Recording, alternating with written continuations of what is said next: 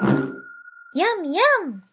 Floyd here with a quick look at the Select Items by Polycount scripts in the Nifty Kit for Modo, which are designed to select all items that contain a polycount greater than, less than, or equal to the user supplied value. To select items that contain a polycount greater than a user-defined value, click the Select Item Polycount Greater Than button, enter a value, and click OK. To select items that contain a polycount less than the user-defined value, press and hold the Alt key, then click the Select Item Polycount Less Than button, enter a value, and click OK. To select items that contain a polycount equal to a user-defined value, press and hold the Control key, then click the Select Item Polycount Equal To button, enter a value, and click OK.